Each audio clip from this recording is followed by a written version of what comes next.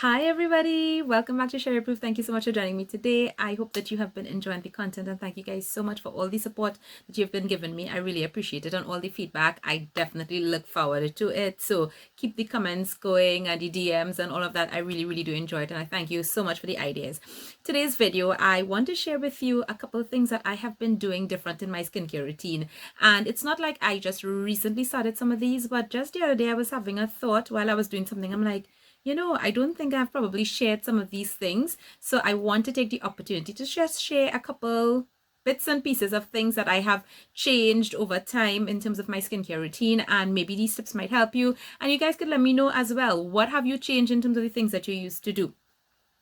So the first thing is I have been using more hydrating cleansers, and I mean, it's no secret, if you've been following my channel for a while, you will know that I do have oily acne prone skin. I did a video quite a while back talking about going from oily to glowy, where my skin literally used to be a pot of KFC grease, or like we say in Trinidad, like an oil rig in the sea, literally. And yeah, I still do produce oil, but it's much more controlled now. It comes through on my skin in a way that I absolutely enjoy. And as I get older, I have a greater appreciation as well for the oils that I have on my skin. But the thing about it is, like, I remember years ago, like, how many of you remember this as well? When you finish wash your face, if you don't get that squeaky clean feeling, like when you pass your finger or your hands on your face, like, nah, your skin ain't clean yet, and you need to wash it over again, and you'd probably wash it over again to make sure you get that. Or if the cleanser wasn't doing that, it's like, nah, that cleanser ain't good, and you would look to buy something else. Like, long gone are those days. I mean, I've left those days behind me a long time, but I realized that based on my conversations with people, there's still a lot of people actually doing that, and if they don't get that feeling with a cleanser, they think the cleanser is not doing a good enough job. The thing is, if you do follow the double cleansing method, like I do, using a cleansing oil or a cleansing balm, or some people even use micellar water, and then they will go, follow through with a water-based cleanser, you would realize that your cleansing oil or cleansing balm, your first step, actually does a lot of the work for you in terms of breaking down any extra sebum, SPF, makeup, whatever it is on your skin, so that your actual cleanser could get to your skin and do what it has to do. That way you realize that you probably don't need something that has like all this extra strength in terms of a lot of surfactants to really strip your skin, because the truth is, if you are having that squeaky feeling, that's actually not a good sign. I mean, we've been updating our knowledge and education when it comes to skincare. That's actually a sign that you may be interfering with your natural skin barrier, and you may be setting yourself up for skin issues in the future. So yeah, I mean, I came off of that a long time ago, but I just wanted to mention it. I definitely reach for more hydrating cleansers now. Not necessarily cleansers that are going to make me feel like an oil slick or anything like that. No, I mean, like, when I'm done washing my face, I'm done cleansing my skin feels clean, but it feels hydrated, it feels nice and soft, it does not feel stripped at all. I posted recently on my Instagram and Facebook the combination of vitamin C and niacinamide, and I posted that because I realized I still get a lot of messages from people who literally get completely upset with me if I recommend that they use both together. And guys, calm down. I did explain in that post that the studies that said that you can't use vitamin C and niacinamide are really old. The experiments were done under conditions of heat and using unstable products or ingredients that we never use today in our skincare, conditions that we will never formulate or use our skincare under. So I mean, those things have been debunked. In fact, it has been proven that niacinamide and vitamin C together is actually a really good combination, and I actually started doing both in my skincare routine for some months now. And when I say both in my skincare routine, like, yes, I used to have niacinamide probably in smaller bits and pieces in other parts of my skincare, but I actually started using a niacinamide serum and a vitamin C serum in my morning skincare routine. And wow, like, the brightening impact on my skin has been so amazing. The thing about it is, like, these two work together in this way. Like, niacinamide actually helps prevent the transfer of pigment within the cells, and vitamin C actually helps inhibit tyrosine, which is that enzyme that causes that pigment or that melanin or the darkness to multiply. So together they like hit those dark spots in two different ways, but it works very complementary together.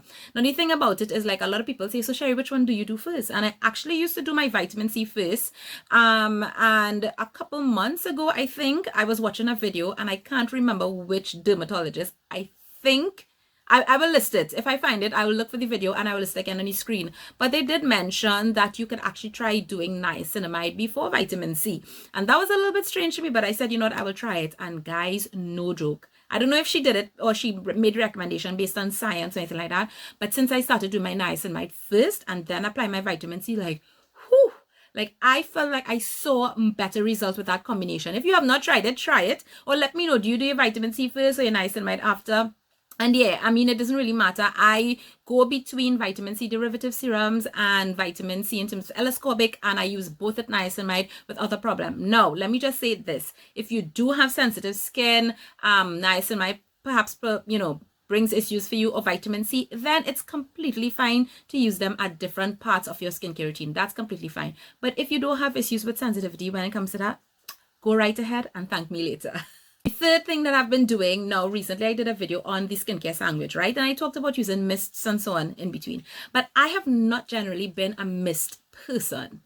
But in the last few months, I have become... And I don't know if this happened purely by accident, but I've been testing a lot of mists because since then and before that, quite a few people have been asking me for my recommendations. So I try to test as many products as I can within my budget to give you all some good recommendations. And I've come across a couple, but this one has definitely been winning for me. It's the Puyang Kangul, their mist toner.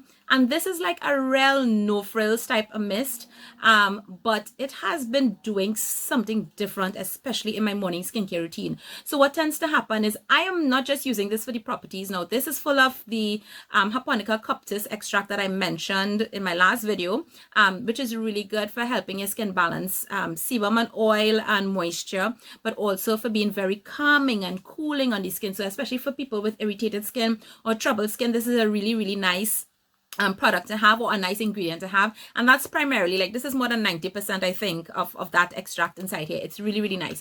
But the mist as well on this is like, could you see that? It's really, really fine, and it's so super lightweight. Like, it might sound weird, but there's some mists that you could actually feel the difference in terms of if it feels a little bit heavier. Not necessarily that's a bad thing, but some might feel a little bit heavier, some might feel a little bit lighter. This feels super, super light on the skin, but I just love that just before I apply my niacinamide serum, even though I would have done essences and toner and so on before, I just mist this, and I just find like it helps my niacinamide penetrate my skin better. I also use it if I'm going to use serums that are thicker.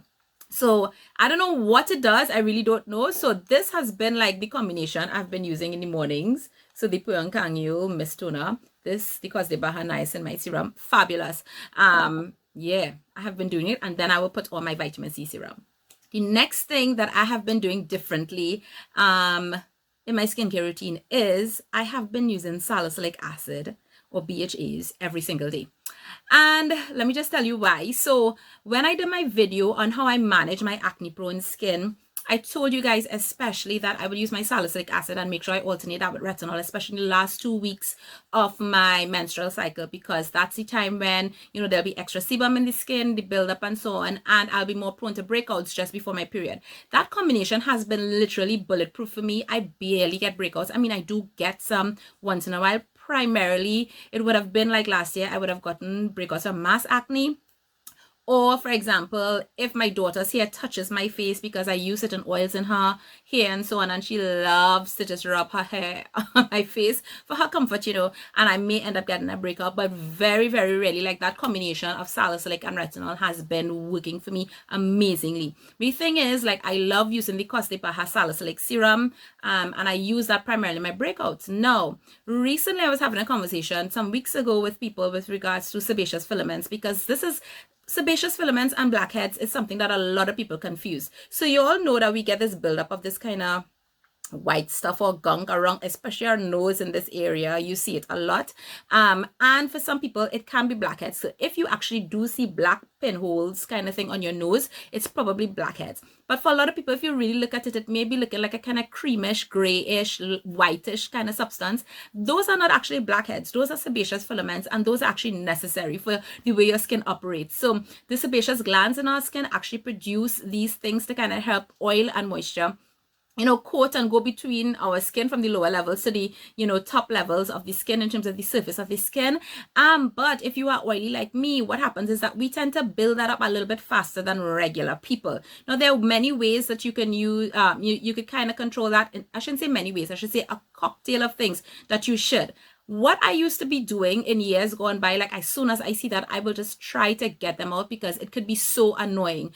Granted, when your skin is very, very oily and these are collecting really, really fast, it could be. So, you know, sometimes when you go for extractions and so on, they will take it out because no joke, the nose and the area definitely looks nicer and cleaner and smoother when they're not there. But in a couple of weeks, the next month, next 2 weeks, 3 weeks, they're back again. It's not like there is not a miracle product to completely get rid of them because they are supposed to be there. It's how our skin works and how our skin operates. So it really, really needs to be there. And if you keep extracting them too regularly or too often in that very rough way, we could actually create scarring on those areas. And not only that, we could actually cause our pores to become worse or look worse in terms of the pore may actually become more stretched. And that is not a situation that any of us want. So one of the things that you could do to prevent that is by using salicylic acid. Now, the thing about it is salicylic acid, as you would know, it works by penetrating the pore and dealing with the sebum, the extra sebum and the gunk and so on that will build up inside the pore. And that's where salicylic acid has a really good impact on sebaceous filaments. And what I started to do is use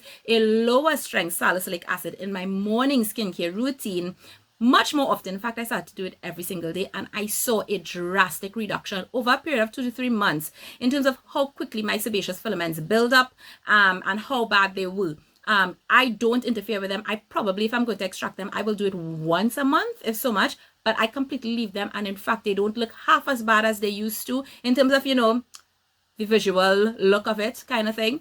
And I understand the importance of not damaging my pores and not damaging my skin. So I really don't want to have to interfere with it. But oh my God, this has made such a big difference. So, I mean, I use these two, the BHA Blackhead Power Liquid by CosRx, and this one, the Cos de Baja Salicylic 2% liquid. And these two are really good options or alternatives to the Paula's Choice exfoliant, which I didn't really like. I mean, I've used that before, but I understand that her formula has changed and it doesn't feel like that oily way that it used to feel before. So it's a lot of people swear by that one. So if you have that one, that's great. But these I literally, like after I do my toner in the morning, I will swipe it particularly in this area.